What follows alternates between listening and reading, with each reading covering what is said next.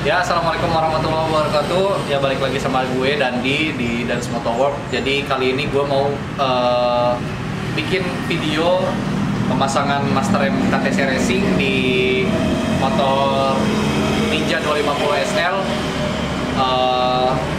Gue mau kasih tips bleeding sebenarnya sama beberapa parts, beberapa kunci-kunci yang bakal mau dipakai nanti. Yuk lihat sini. Kita butuh ini yang udah jelas. Gue pakai Preston sih. Gue pakai Preston yang dot 4. Minyak rem udah pasti, terus juga kita butuh selang. Ini selang gampang aja nih, selang pakai selang buat akuarium ya, banyak dijual di toko-toko ikan atau di material. Terus juga kita butuh kunci 8, kunci ring 8. Terus juga kita butuh kunci ring 12 dan kunci L5. Ini kenapa pakai kunci L5? Karena kebetulan ini dia buat master remnya dia pakai kunci L5. Biasanya sih pakai kunci 8 ya. Oke. Ya, langsung aja sekarang gue mau pasang.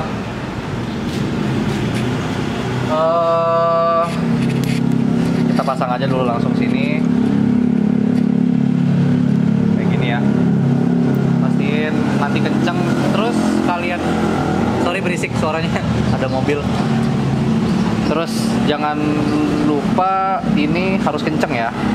Terus kalian nanti kita sesuaiin posisinya sama tangan si rider yang mau bawa nih motor gitu. Ya jadi ini udah kepasang ya. Tadi kita langsung skip aja ke sini. Ini udah dipasang. Ini sesuaiin nanti kan. Sesuaiin sama posisi nyaman si rider, tangannya mau agak ke atas atau terlalu ke bawah, nanti bisa di setting dari sini, kendorin kayak gitulah intinya. Ntar baut banjonya juga di bawah dipasang, dan jangan lupa bisa lihat ke bawah dulu sini. Ini kebetulan udah gue pasang ya. Jadi kalau lo perhatiin ini baut kan, baut banjo. Jadi di antara lubang buat selang rem itu di atasnya ada ring ya di sini. Jadi ringnya dia ada dua, atas bawah di banjonya. Jangan sampai ketika nanti kalian mau bleeding ini nggak ada satu. Kalau misalkan ada salah satunya yang nggak ada, gue yakin lo mau sampai kapanpun lo nggak akan pernah berhasil ngebleeding karena nanti bakal ada udara yang masuk. Ini di sini ada baut banjo, di atas pun sama. Jadi dua-duanya sama punya ring 2 biji atas bawah kayak gitu. Oke, ini gue udah kepasang juga nih pakai selang akuarium, pasang kayak gini. Terus juga pakai kunci ring 8, kita masukin dulu kunci ring 8-nya. Terus kita masukin selangnya. Bentar. Kita masukin ke nipple-nya. Oke. Udah, oke kayak gini. Terus kita naik ke atas, kameramen. Nah, kita buka ya tabung minyak remnya. Nanti kita isi pakai minyak rem. Ini gue pakai selang rem pakai minyak rem Preston dot 4. Kita masukin ya.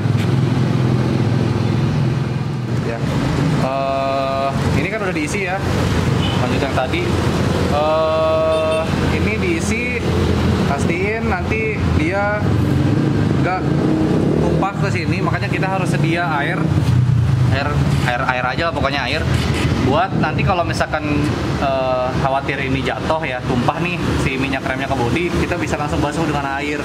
Kenapa? Kalau misalkan kita nggak basuh dengan air, dibiarin, nanti bakalan ada bercak putih ke bagian bodi catnya. Sifatnya dia keras, bisa merusak cat bawaan motor. Soalnya ini kan gua nggak langsung kencengin di sini, soalnya di sini ada nipple. Jadi nanti perlu bleeding juga di bagian bawah. Kalau di bagian bawah, di bagian atas kalau di bagian bawahnya udah beres. Oke, habis ini kita langsung lanjut ke proses bleeding. Udah. Oke. Nah, sekarang kita langsung proses bleeding rem, minyak rem. Jadi nanti ini ada caranya, gimana caranya kita biar cepet dan pasti ngisi minyak remnya, pasti kenceng. Soalnya banyak juga orang yang ngebleeding tapi dia nggak kelar-kelar sampai sejam 2 jam nggak beres-beres. Tipsnya gampang, kayak gini aja. Sediain selang yang udah pasti selang, terus juga ini ada kunci 8, kunci ring 8. Nah, pas waktu proses ngebleeding, ketika lu mencet ini, ketika lu harus kocok dulu nih, posisi kocok, lever lu kocok, posisi nipple yang bawah ini, pokoknya posisi nipple buat bleeding, gimana caranya itu harus ketutup ketika si lever kebuka. Oke, jadi lu lihatin ke atas lagi. Nah, ini lu kocok. Kalau kira-kira udah lumayan keisi dia, nanti kita tutup. Ini tutup, lever ditutup, ini dibuka. Ya, kayak gitu terus. Ini tutup dulu, tutup lagi, kita kocok lagi, kita kocok lagi, kita tutup, kita buka. Terus sampai kayak gitu, sampai nanti si selang bawah ini, selang akuarium ini, selangnya nanti keisi semua dan nggak ada gelembung-gelembungnya.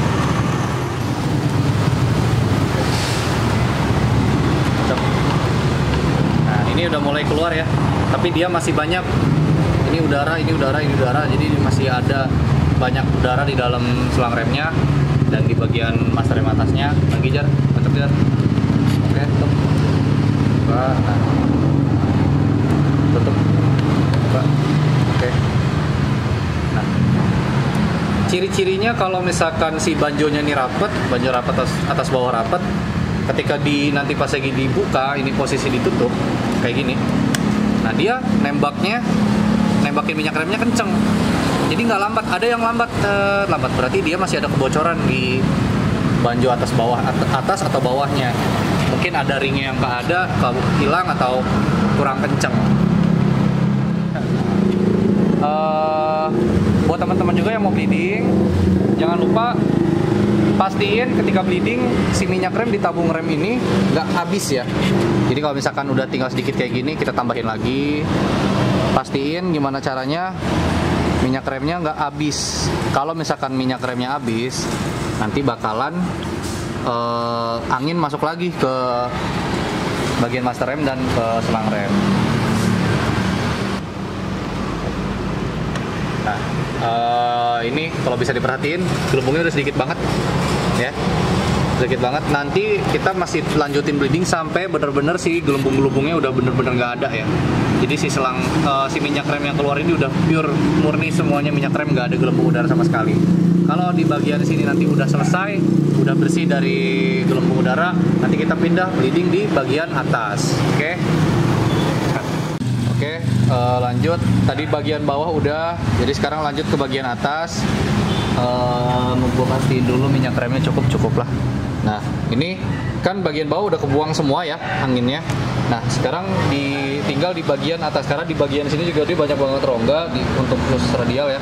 Makanya perlu banget di bleeding di bagian atas. Dan ini juga kenapa alasannya produsen master rem yang ngeluarin produk master rem radial, pasti dia ngeluarin ada juga di sini nipple untuk bleeding di bagian atas, di bagian master rem.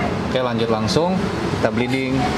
Ini udah mulai ngisi sebenarnya, udah mulai empuk, nggak ngelos kayak sebelumnya. Tuh lihat ya, masih ada udara. Sebenarnya kalau udah bagian atas ini sedikit lagi, gampang, nggak akan lebih lama kayak di bawah, karena di bawah kan perlu ngisi di bagian selang rem. Ini udah mulai kenceng, ini udah kenceng ya tuh guys. Oke, lanjut dikit lagi. Nah, ini udah mulai masih ada gelembungnya tapi sedikit lagi, tapi ini udah mulai kenceng, udah kenceng.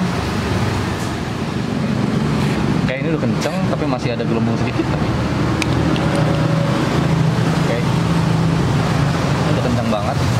Sekali lagi. Oke, ya, perhatiin, ini udah nggak ada. Udah nggak ada gelembungnya, masih ada sedikit sih tadi yang keluar. Tapi ini udah benar-benar kenceng. Sebenarnya ini udah cukup. Oke, ini udah cukup. Ya ini kalau udah beres, jangan lupa dan udah pasti kita tutup lagi. Oke, jangan lupa tulisan logo WR3 nya ngadep ke rider ya, biar ridernya dimanjakan dengan kokpit yang jos. Lalu kita angkat braknya pakai kunci L6.